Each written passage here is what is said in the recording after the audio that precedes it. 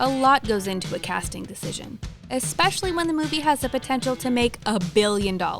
Hello, any Marvel movie. So it makes sense that casting directors at the last minute get cold feet and do a quick switcheroo.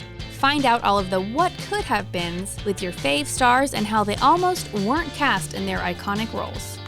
Number 1, Chris Hemsworth. All in the family. Fans of Thor literally could not picture anyone else playing the Nordic god with the hammer and arms. That's what. But there's a world, or an alternative multiverse if you will, where Chris was not the Hemsworth they were looking for. I think my audition sucked. Casting lore tells it, also known as Chris Hemsworth on a press cycle for Thor: Love and Thunder, that the younger Hemsworth, Liam, made it to the top 5 choices for the part. However, his youth got in the way and made the casting decision about needing someone just like him, but older. And in steps Chris, his literal older brother. The rest is Marvel Cinematic Universe history. Number 2, Sadie Sink. She almost didn't run up that hill. Casting for Stranger Things has been a 10 out of 10 job so far. Really? Everyone gets a t-shirt. With all the core cast feeling as though they stepped out of the 80s and onto the set. But newer cast member Sadie Sink almost didn't get a chance to wander into the Upside Down. The all-too-well music video star had the chops to be a series lead. With her theater background, she was Little Orphan Annie. But casting had to pause before pulling the trigger of hiring her, due to her seeming too old for her age. They thought I was gonna be too old, but I was just like, no, just give me more material. However, they pushed through and by all accounts made the very right decision of casting her as Max. According to Sink, the moment she stepped on set, her heights and looks matched the other cast perfectly. So, no fear of aging out of the cast. Number 3, David Harbour. A-list competition. For fans of Stranger Things, it seems like literally no one else in the world could play the rugged yet lovable Hopper. Yep. However, according to David Harbour, big names were offered that part before he ever donned the police uniform. While none of these major celebs have confirmed that they were once offered the part of Hopper by the Duffer Brothers, Ewan McGregor and Sam Rockwell were apparently on the list. Whether or not these rumors are true, it's safe to say that audiences can breathe a sigh of relief that the ultimate choice was Harbour. No, I should know that. Number 4, Winona Ryder. Standing up to cancel culture. While Winona Ryder was an early casting choice for the creators of Stranger Things, the Duffer Brothers, they were initially met with pushback. Ryder, for several years, had been, for lack of a better word, canceled by the industry, and it may have been a risky move to include Ryder in the soon-to-be Netflix staple. And now you're asking for my help? However, deals were pushed through, and Winona ultimately landed the job. Fans and critics agree that they would rather see no one else scream cry, "Will!" than Winona as Joyce Byers. Where's Will? Number 5, Benedict Cumberbatch. Celebrity casting parade. When it comes to who else would have filled the shoes of Doctor Strange, it might be easier to ask who wasn't asked. And while Cumberbatch was offered the role and initially had to decline due to scheduling conflicts, a long list of A-listers were considered in tandem with Benedict. And once you get a load of who it may have been, the multiverse of options seems endless. Doctor Strange, not Master Strange, not Mr. Strange. Doctor Strange. Some actors that were considered for the role of Doctor Strange were Ewan McGregor, Tom Hardy, Keanu Reeves, Nicolas Cage, and Joaquin Phoenix. Surprised the kitchen sink wasn't included in there too. Allow me to help you. And while Benedict is the perfect Doctor Strange, minds can't help but wonder what a Nicolas Cage Doctor Strange would have looked like. More erratic shouting for sure. Number 6, Scarlett Johansson. Nothing but contract woes. While ScarJo is a match made in Marvel heaven when portraying Black Widow, she very much almost didn't don that skin-tight costume. Originally, the part was offered to actress Emily Blunt of The Devil Wears Prada fame. And TBH, Emily wanted the part real bad. However, due to contractual limitations with Paramount Studios, Emily had to sit this one out, even though it broke her heart. And while Emily still gets to kick butt in other action movies like Edge of Tomorrow and Sicario, here's hoping she gets to don a cape sooner rather than later. Number 7, Miles Teller. Everyone's favorite shimmying Top Gun.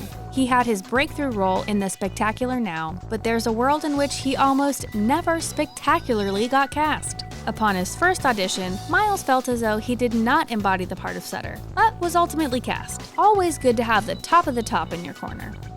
Number 8, Daniel Radcliffe. Most children have to do what they're told, even if you're a child star. Such was the case for Harry Potter himself, Daniel Radcliffe. Daniel was scouted at a night out on the theater with his parents by one of the producers of the Harry Potter movies. And while that's a truly Hollywood story, the demands being asked of the young one proved too much for Radcliffe's parents to handle.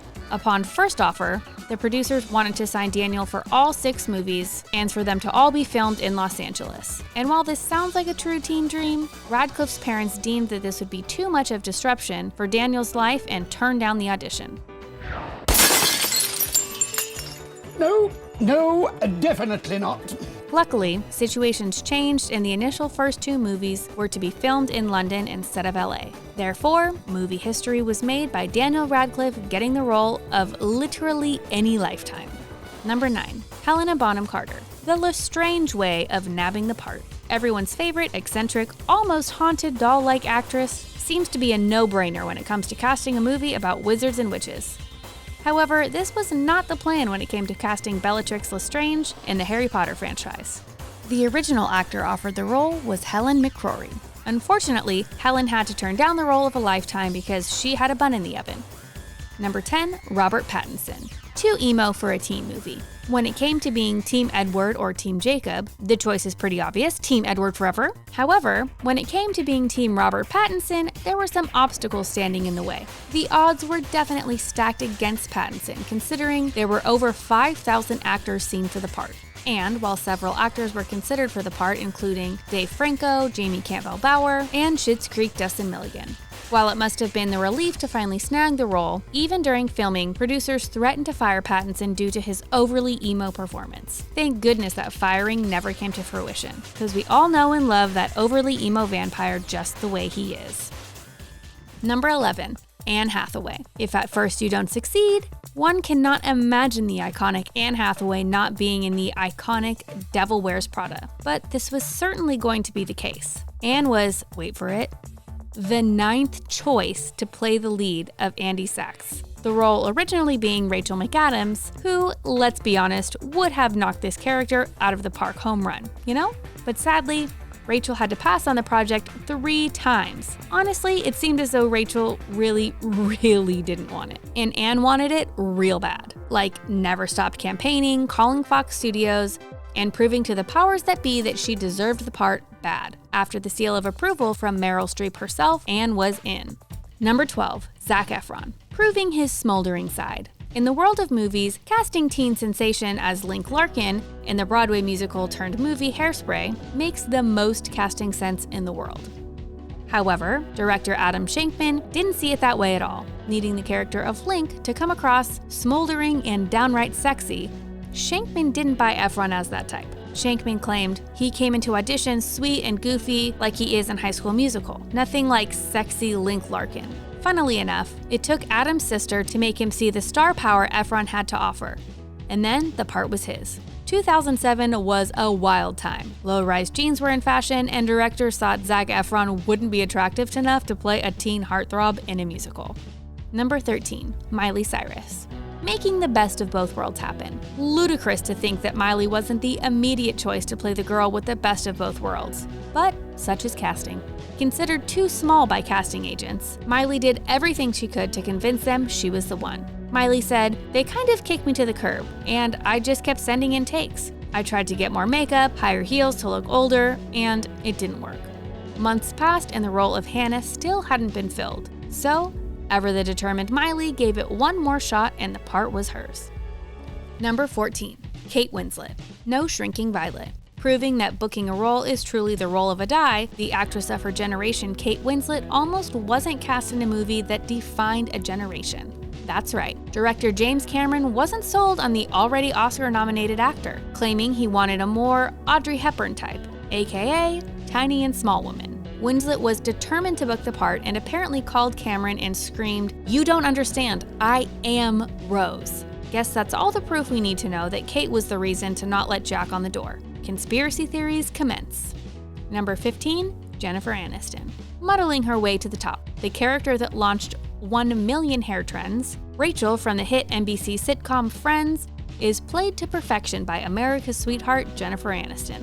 Aniston, however, was not the primo choice for the career-defining role. Jennifer was already a rising star and had been booked on another television show, Muddling Through. However, the creators of Friends were so gung-ho on Aniston that, contracts be darned, they signed her anyways and just bet on Muddling Through to not make it to series. Safe to say that bet was one of the safest to ever occur in the entertainment industry.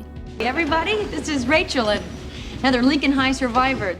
This has been a walk down memory lane of who could have been and who definitely always should have been the characters we all know and love today. Which casting decision blew your mind wide open? Like, comment, and subscribe to The Things.